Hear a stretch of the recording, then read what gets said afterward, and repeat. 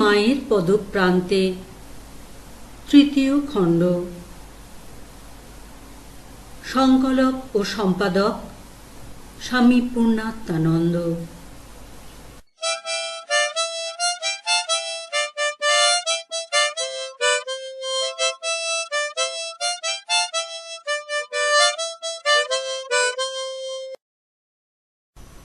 শ্রী শ্রী মায়ের পুণ্য স্মৃতি। বীণাপাণি ঘোষ। শ্রী শ্রী মায়ের পুণ্য দর্শন লাভ করেছিলেন আমার পূজনীয় শ্বশুর মহাশয়। শ্রী শ্রী ঠাকুর যে কয়জন ভাগ্যবানকে রসদদার বলে নির্দেশ করতেন, তাদের মধ্যে একজন, যার নাম ছিল ঠাকুরের কথায় সুরেশ মিত্তির, সেই সুরেনবাবু ছিলেন আমার শ্বশুর মহাশয়ের পরম বন্ধু। আমার শ্বশুর মহাশয় তখন কলকাতার সিমলা স্ট্রিটে সুরেনবাবুর বাড়ির নিকট থাকতেন। তাঁরই সঙ্গে একদিন দক্ষিণেশ্বরে আমার শ্বশুর মহাশয় গিয়েছিলেন এবং শ্রী শ্রী ঠাকুরের শ্রীচরণ দর্শন ও স্পর্শন করার সৌভাগ্য তাঁর হয়েছিল। তখনকার দিনে সাধু দর্শন করতে গেলে তাঁর অলৌকিকত্বই সাধুত্বের পরিচয় বলে গণ্য হতো। ভগবত তত্ত্বান্বেষণে খুব কম লোকই সাধুর নিকট যেতেন। আমার শ্বশুর মহাশয় ছিলেন বড় ইঞ্জিনিয়ার। শ্রী শ্রী ঠাকুরের নিকট প্রণাম করে বসতেই ঠাকুর যেমন সকলকেই বলতেন, মাঝে মাঝে এসো। তাকে ওইরূপ বলেই তারপর বলেছিলেন, ওরে তুই বদলি হয়ে গেছিস। বাড়ি এসেই শ্বশুর মহাশয় দেখেন পূর্ণিয়ায় তার বদলি হবার খবর দিয়ে সরকার থেকে তার এসে গেছে। এতে তিনি আশ্চর্যান্বিত হয়ে গিয়েছিলেন, কারণ তখন তিনি তা আশা করেননি। এই অলৌকিক ঘটনা তাঁর হৃদয় স্পর্শ করেছিল বটে, কিন্তু বদলি হয়ে বিদেশে চলে যাওয়ায় আর সংসারে নানাবিধ ঝঞ্ঝাটে ডুবে যাওয়াতে এবং বহুদিন কলকাতা ছাড়া হয়ে থাকায় তাঁরা শ্রী শ্রী ঠাকুরের কাছে যাওয়া সম্ভব হয়নি। তারপর যখন তিনি কলকাতায় ফিরে এসেছিলেন, তখন ঠাকুর মানবলীলা সম্বরণ করেছেন। বহুদিন কেটে গেল।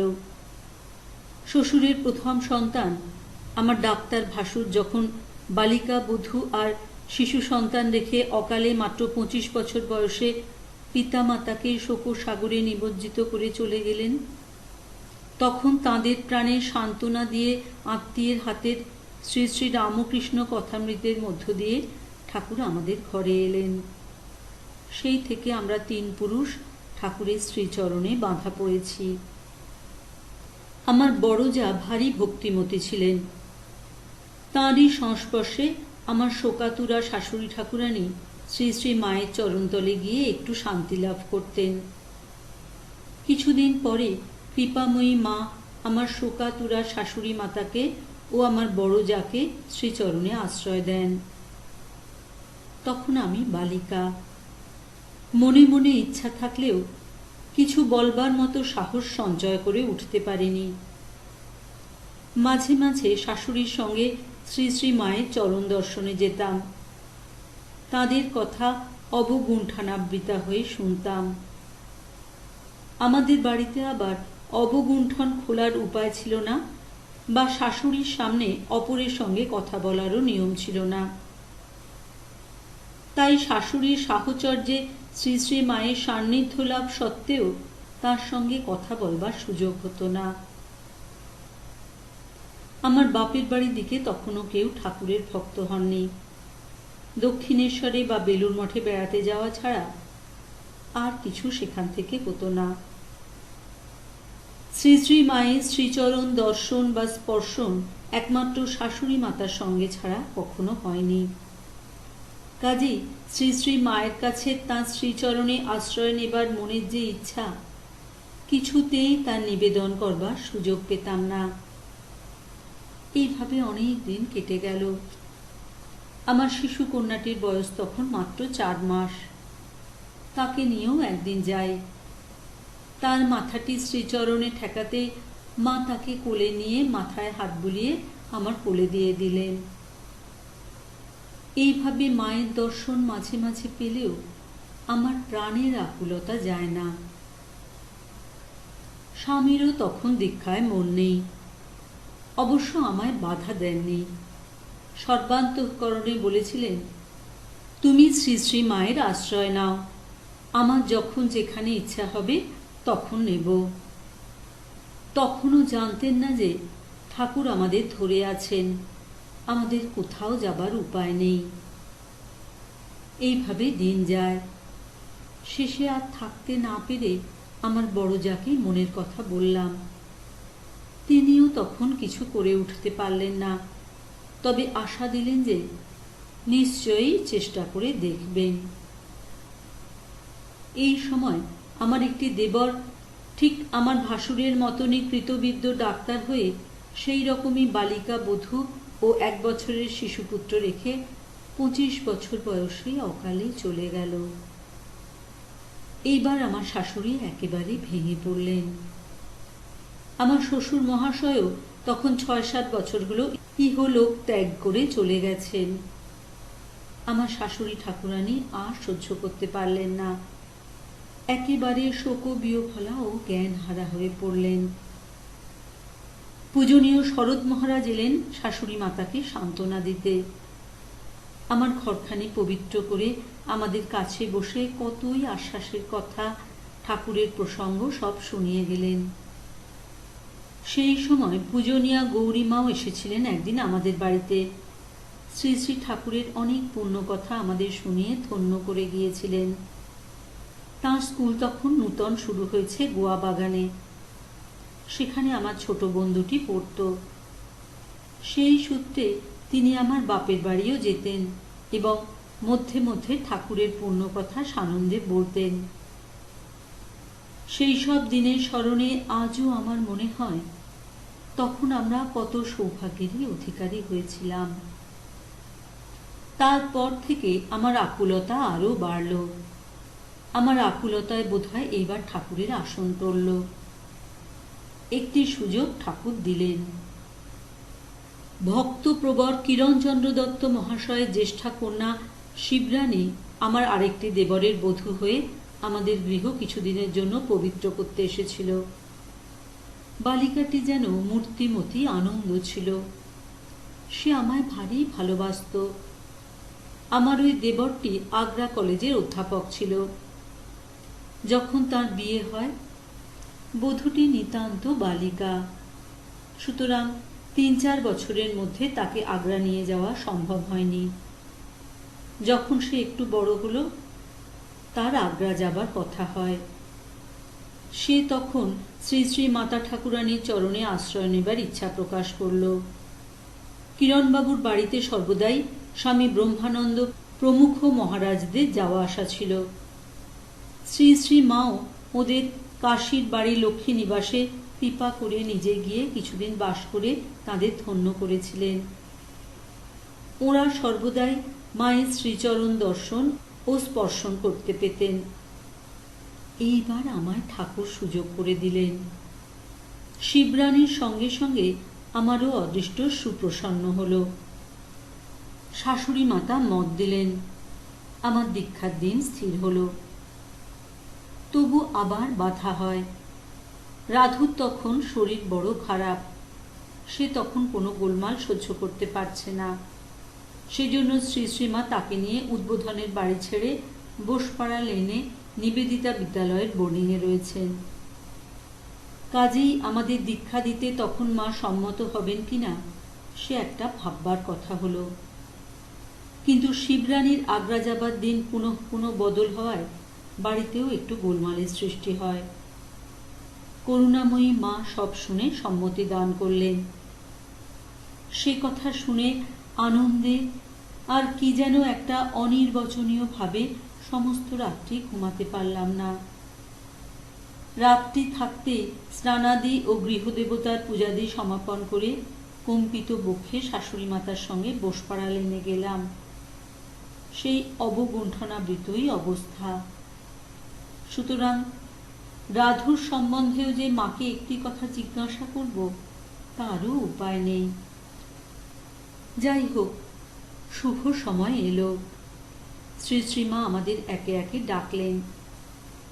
সেই জীবনের শুভ মুহূর্ত, মা ও আমি নির্জন কক্ষে, আর কেউ নেই। জীবনে কখনো মাকে সম্বোধন করে একটি বাক্যও আমার মুখ থেকে উচ্চারিত হয়নি। আর সেই শুভ সময় যদি অসতর্ক হয়ে কাটিয়ে দিই, তবে আর তা নাও পেতে পারি।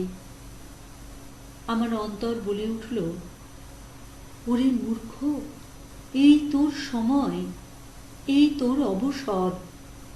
করুণাময়ীর কাছে যা চাইবার চেয়ে নে, আর কখনো এমন সুযোগ পাবি না। রাধুর অসুখ, মাও ক্ষিপ্রতার সহিত সব সেরে নিচ্ছিলেন। নিবেদিতা বিদ্যালয়ের বোর্ডিংয়ের ঠাকুর ঘরে শ্রী শ্রীমা আমাদের একে একে নিয়ে প্রবেশ করলেন। সেখানে ঠাকুর ও নানা দেবদেবীর ছবি ছিল। মা আমার ইষ্টদেবীকে দেখিয়ে দিলেন। ঠাকুরকে দেখিয়ে বললেন, উনি সব, এবং সবীজ মহামন্ত্র দান করলেন। আর বললেন, মা, অনিবেদিত বস্তু কখনো খেও না। এক খিলি পান খেতে হলেও নিবেদন করে খাবে, আর শ্রাদ্ধের অন্ন কখনো খেও না। কোনো বিশেষ বাধা নিষেধে মা আমাদের আবদ্ধ করেননি। শুধু এইটুকুই মা নিজেই নিষ্ঠার সহিত রক্ষা করিয়ে আসছেন। করুণাময়ী মা আমায় যেমন আশ্রয় দিলেন, তখনই তাঁর শ্রীচরণ দুখানি চেপে ধরে কাতরে আমি বলে উঠলাম, মা, মা, শ্রীচরণে আশ্রয় দিলেন তো? মাথায় হাত বুলিয়ে চোখ মুছিয়ে দিয়ে করুণাময়ী বলে উঠলেন, হ্যাঁ মা, দিলুম বই কি। আর আমি কিছু মনে করতে পারলাম না। এখনো মনে মনে স্মরণ করলে জননীর সেই কোমল পাদপদ্মের স্পর্শ হৃদয়ে অনুভব করি। মা শ্রীচরণের অঙ্গুলিতে বোধহয় বাতের জন্য একটি লোহার তারের আংটি ছিল। এখনো যেন সেইটিরও স্পর্শ অনুভব করি। তারপর যেন আচ্ছন্নের মতো বাইরে এলাম। মা আমাদের প্রসাদ দিয়ে একটু দুঃখিত হয়ে বললেন, আজ তো এখানে প্রসাদ পেতে হয়। কি করব মা, রাধু যে কুলমাল সহ্য করতে পারছে না। আমাদের সেই সময়েই চলে আসবার ব্যবস্থা ছিল। কখন যে কিভাবে গাড়িতে এসে বসেছি তা জানতেও পারিনি। এই আচ্ছন্ন ভাব আমার সপ্তাহকাল ছিল। আমার জীবনে মার সঙ্গে এই প্রথম ও এই শেষ কথা। এরপর আর আমি কখনো মাকে দর্শনও করতে পারিনি। অতি তুচ্ছ সাংসারিক কারণ মা শ্রীচরণ দর্শনে বাধা ঘটিয়েছিল। শিবরানী আগ্রা যাবার 2-3 মাসের মধ্যে শ্রী শ্রী ঠাকুরের চরণে মিলিত হল। বালিকা বধূ বলে আমার শাশুড়ি ঠাকুরানী তার সঙ্গে আগ্রা গিয়েছিলেন। তিনি সেখানেই শুনেছিলেন যে শিবরানীর বিয়োগে ব্যথিতা হয়ে শ্রী শ্রী মাতা ঠাকুরানী শাস্ত্রনেত্রে বলেছিলেন, রানীর শাশুড়ি বর্ষীয়সী গৃহিণী হয়ে অন্তঃসত্ত্বা বধূকে তাজের গম্বুজে উঠতে দিলে কেন? বৃহস্পতিবারেই বা আগ্রা নিয়ে গেল কেন? আমার শাশুড়ি ঠাকুরানী বড়ই নিরীহ প্রকৃতির মানুষ ছিলেন। শ্রী শ্রী মা বিরক্ত হয়েছেন শুনে কলকাতায় এসে তিনি নিতান্ত ভীতা হয়ে উদ্বোধনে যেতে সংকোচ বোধ করতে লাগলেন। কাজেই আমারও আর যাওয়া হয়ে উঠল না। শ্রী শ্রী মার পার্থিব লীলা সংবরণ করার মধ্যে আর শাশুড়ি ঠাকুরানী সেখানে গেলেন না। আমারও আর শ্রী পাদপদ্ম দর্শনের সুযোগ হল না। আরো কিছুদিন পর যখন অশীতিপর পিতামাতা রেখে আমার জ্যেষ্ঠ ভ্রাতা কালগ্রাসে পতিত হলেন, তখন আমার শোকাতুরা মাতাকে নিয়ে পূজনীয় শরৎ মহারাজের নিকট আমি যাতায়াত করতে লাগলাম। তখন উদ্বোধন মা শূন্য। প্রাণ হাহাকার করত। মনে মনে বলতাম, মাগো, এই তো শাশুড়ি ছাড়া আসা হলো, তখন কেন আনলে না মা? আর যে তোমায় দেখতে পেলাম না। পূজনীয়া গোলাপ মা, যোগিন মা কত সান্ত্বনা দিতেন, কত যত্ন করতেন, কিন্তু অনেক দিন যাবৎ প্রাণের হাহাকার যায়নি। ক্রমে সব সয়ে গেল। তখন পূজনীয় শরৎ মহারাজের কাছে বালিকা কন্যা দুটির দীক্ষার জন্য প্রার্থী হলাম। মহারাজ সানন্দে সম্মতি দান করলেন। ছোটটি নিতান্ত বালিকা, তবুও কৃপা করলেন। যদি কোনোদিন গিয়ে বলেছি, মহারাজ ও আমার কথা শোনেনি, তখনই তিনি বলতেন, ওদের মহারাজ ছোটবেলা কত দুষ্টু ছিল জানো তো মা।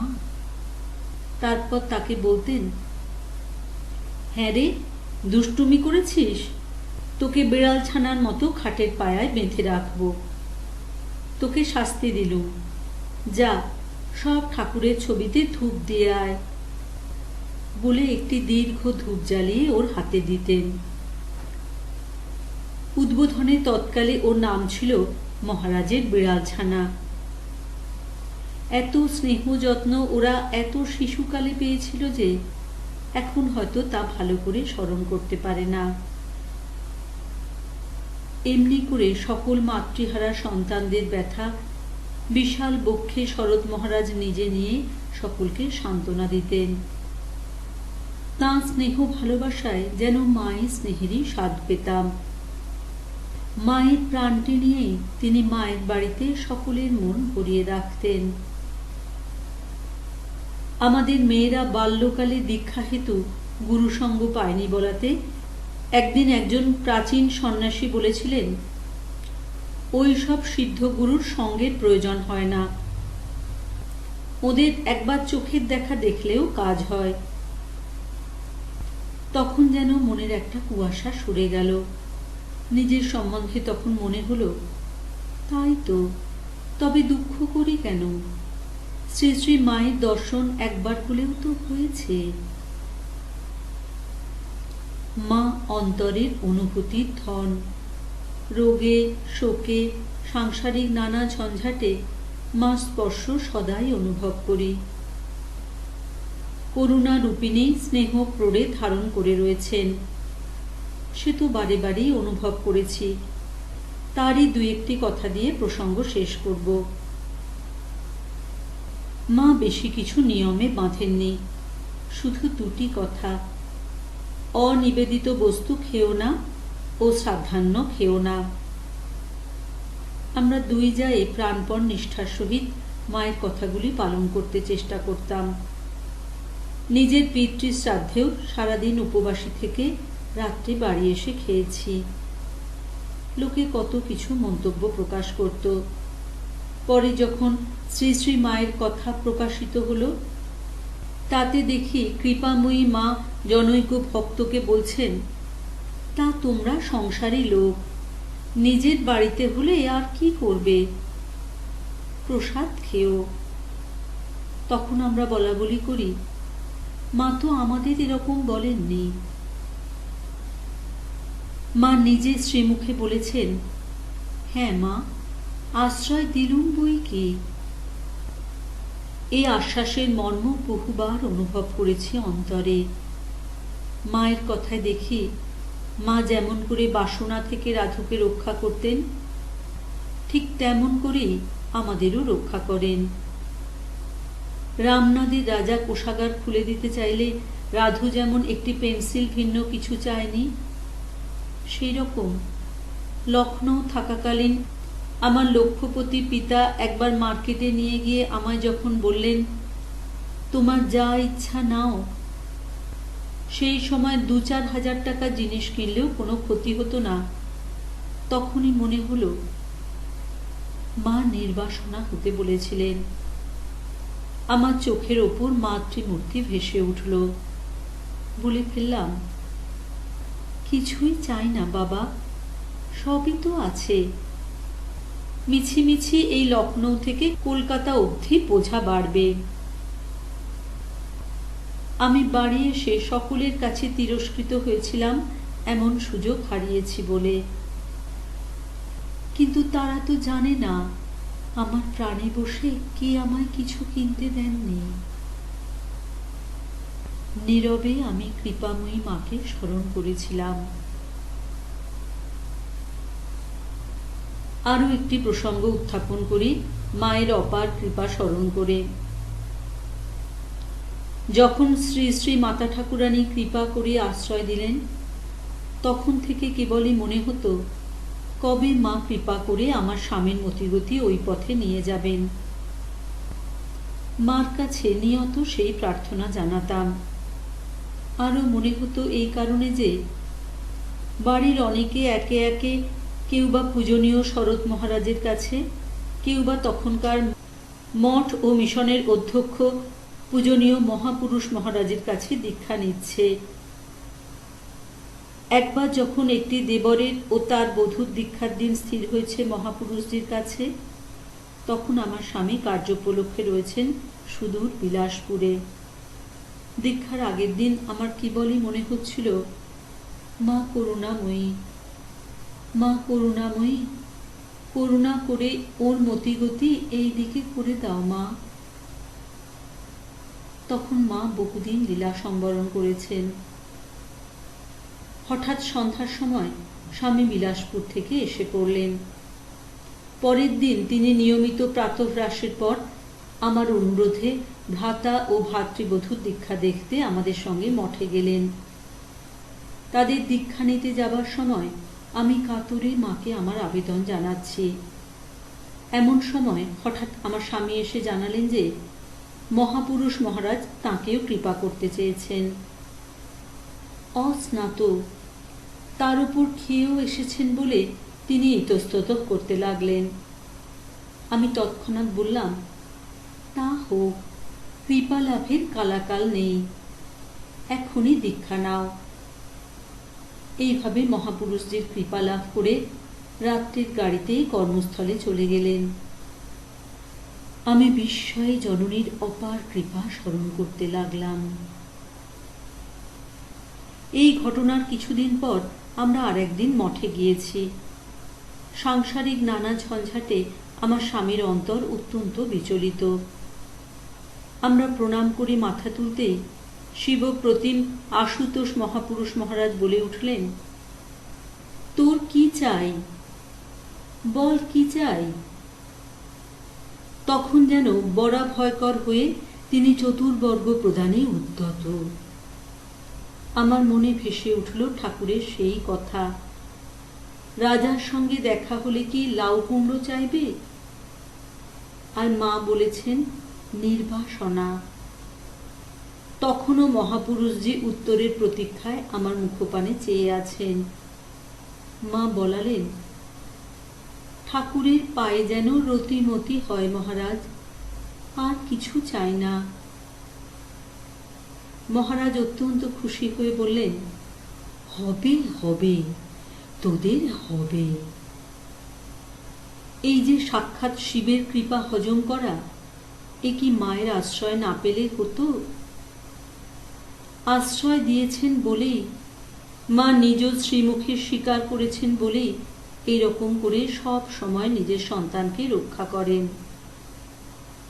তখন কিছু চেয়ে ফেললেই কত যে বাসনার জালে জড়িয়ে পড়তে হতো তা কি জানে। আরেকবার পূজনীয় গঙ্গাধর মহারাজ, তখন তিনি মঠ ও মিশনের অধ্যক্ষ, আমার দেবরের লালগোলা স্থিত বাসাবাড়িতে কৃপা করে 1934 সালের 31শে ডিসেম্বর তাঁর সারগাছির আশ্রম থেকে এসে সে রাত্রি আমাদের কাছে রইলেন। অল্প পরিসর স্থান, মাত্র 3টি ঘর। পূজনীয় মহারাজ পাশের ঘরেই, মধ্যে দরজা। ভোরবেলা দরজা খুলে তাকে প্রণাম করতেই রহস্য করে বললেন, তোমাদের বাড়ি 1 বছর রয়েছি। বিস্মিত আমি বলে উঠলাম, সে কি মহারাজ? তিনি হেসে বললেন, 34 সালে এলাম, আজ 35 সাল, 1 বছর হলো না। আমরা সবাই হেসে উঠলাম। প্রভাতে বাগানে ইজি চেয়ার পেতে সদানন্দ শিশু প্রকৃতি মহারাজ আমাদের নিয়ে টানা গল্প করছেন। আমরাও তার শিশু প্রকৃতিতে নিঃসংকোচ।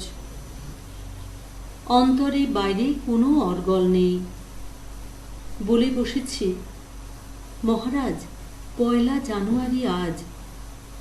আজকের দিনে ঠাকুর কল্পতরু হয়েছিলেন। আপনিও আজ আমাদের কল্পতরু হন। তখনই বালক সুলভ ভাব ছেড়ে গম্ভীর হয়ে মহারাজ বললেন, বলো তোমার কি চাই। অমনি করুণাময়ী জননীর পুণ্যবাণী মনে জেগে উঠল, নির্বাসনা, নির্বাসনা। তখন জননী মুখে বলিয়ে দিলেন, মহারাজ, আর কিছু নয়, আমি গরম গরম খাবার করে দেব, আর আপনি আমার কাছে বসে খাবেন। মহারাজের রূপ যেন বদলে গেল। বলে উঠলেন, বেশ, তাই হবে, তুমি যা দেবে তাই খাবো। আমি আনন্দে আত্মহারা। জননী আমায় রক্ষা করেছেন। আর পূজনীয় গঙ্গাধর মহারাজও শিশু সুলভ প্রকৃতিতে বসে বসে গরম খাবার খেয়ে আমার প্রাণের সেবা নিয়ে আমায় ধন্য করেছেন।